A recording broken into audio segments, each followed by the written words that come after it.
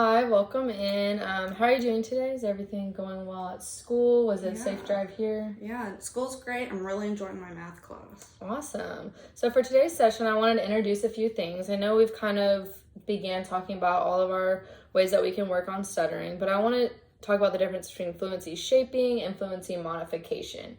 So have you heard of either one of these? Is that like when I use easy onset and cancellation? I don't know the difference. Okay, you're exactly right. So fluency shaping is going to be represented by either easy onset, like you've heard of before, or light contact to prevent the stutter. That way we're not having those disfluencies. It kind of helps us focus on how we can increase our fluent speech. Whereas the modifications is like cancellation, and you can use that to help you get through a stutter once you're already having that disfluency. Okay, can we go over what exactly those techniques are? I just remember the names, but I just want to make sure I use them correctly. Of course. So first we'll talk about light contact, which is a fluency shaping, which is the one that helps us prevent that stutter. That can be used to prevent a stutter and increase fluent speech. This technique is with gentle touch of our lips, our tongue. So if we were going to say the word ball, we would want to decrease the tension in our lips. So ball, we would want to change and bring it down to ball. And if you want to try that, let's do it 3 times. Ball, ball, ball. Good, that's pretty good. So we're getting that initial sound, focusing on that contact. So ball, and you brought it down really well to ball. So let's try a few more, and we can practice each of these words 3 times. Using light contact. So make sure we're just focusing on that tension, whether it's in our lips or our tongue. And if we feel any tension in any of our other places, so our cheeks, tongue, teeth, wherever we're feeling that at. So our first word is boy. So if I was to use my light contact, it would be more of boy. Boy. Good. And let's try the light contact. Boy. Good. And monkey. And then I could bring it back for light contact to monkey. Monkey. Good. And bucket. Bucket. Good. And let's try a little bit light contact. Let me try mine as well. Bucket. Bucket. Perfect. We'll keep working on our light contact. So it's important to remember that these techniques are also optional to use. So you're never forced to use them. This is something just to have a helpful toolbox to release our tension and increase that fluency for you when you feel like it's needed. So let's do those light contact one more time, just as much as you feel comfortable, and then we'll move on to our cancellation. So I'll try my light contact for this first word, and then I'll have you do the next one. So boy. Boy. Monkey. Monkey. Bucket. Bucket. Great. All right, good working on those. We will continue to work on light contact to prevent those disfluencies in our speech. Did it feel good? Did you still feel some tension in certain areas? I thought it was good. I like that strategy. Okay, that was good practice. Let's try focusing a little bit more on the light contact of our tongue and our teeth and our lips. With all of them touching, we just want to keep it light. We want to reduce that tension for you.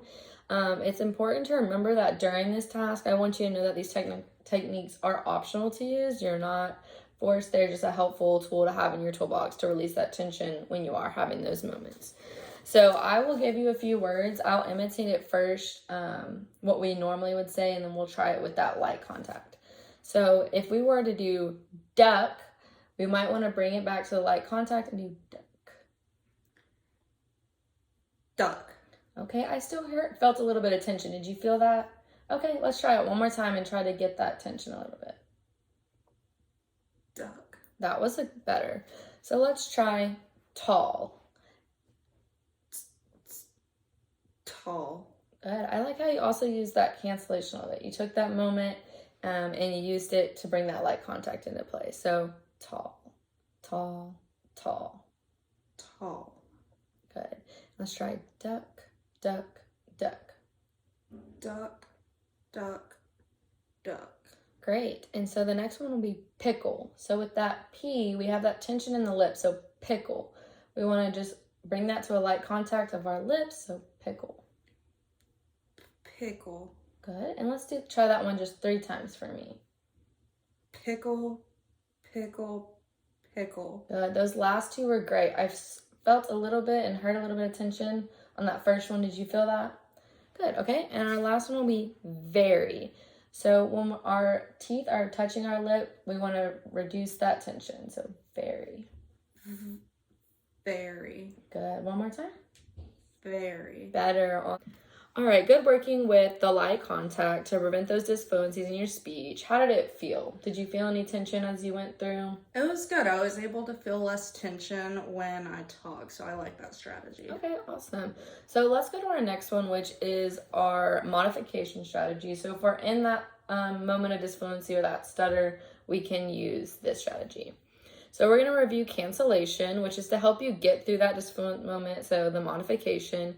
Cancellation is when you pause after a disfluency occurs, think about how you could ease that tension or disfluency and attempt that word again and move into the rest of your conversation or your sentence. And in just a moment, I'll demonstrate that for you. But first, let me show you this visual I made.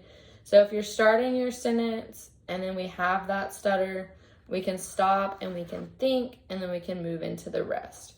So kind of like when we thought about light contact, we want to think about which articulator was causing that tension, and we can kind of focus in on that when we restart.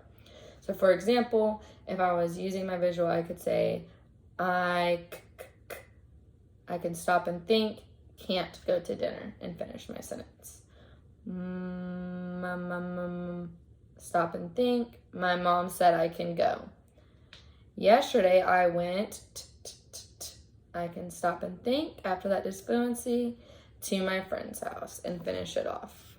So now I'm going to pull up a few phrases for us to practice, and I want you to try them by yourself. So if you have that disfluency, or if you even want to practice just causing that disfluency, so practicing a word that you would like to stutter on, that maybe you have difficulty with. So I know S is a difficulty for you. So maybe that's the word we choose to stutter on just to practice this cancellation. So we'll start with this first phrase. I saw my dog swimming. I saw my dog swimming. Good. So I saw that you stopped after our saw, and then where did you kind of feel? Was it in your tongue, or you just kind of feel like it was blocked a little bit? It was my tongue. Okay, awesome. So we'll keep focusing on that tension, and the next one I will practice, and then you can practice the next one for us. So the cat and dog ran away. So do you see where I had my disfluency, and then I kind of took that moment and finished my sentence about my dog running away? That would not be fun. Okay, and you can try our next one. I ate tacos last night. Good, that was beautiful. I love the way you took that moment to just think about what you wanted to say and really finish that sentence fluently. Okay, and I'll have you do our last one. Please sit down. Awesome, I love the pause on the S. Let's go back up to the top and try those first two one more time. I saw my dog swimming. Good. The cat and dog ran away. Good. And where did we have our moment of disfluency? I heard it on the beginning of the cat. Is that where you felt it also? Mm-hmm. Okay, let's try a sentence using our light contact to kind of finish up the day and review what we went through. So let's try the sentence, my mom said I can't go, and we'll use light contact on mom. So my mom said I can go. My mom said I can. Great.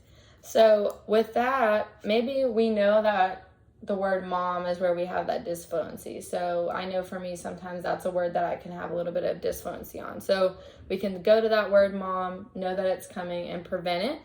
Or if we do end up having that disfluency, my, we can cancel it out and keep going with our sentence.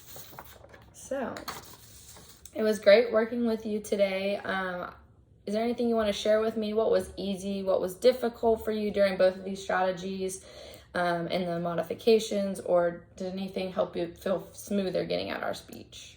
I would personally like to use cancellation technique rather than light contact because it's more natural for me to use. Okay, I can see that. I've had a few other people tell me that as well, because I think even whenever I'm in conversation, if I'm having a disfluency or anyone is having disfluency, we can kind of just stop and start over. And I think that's what's helpful. It is a little bit more natural.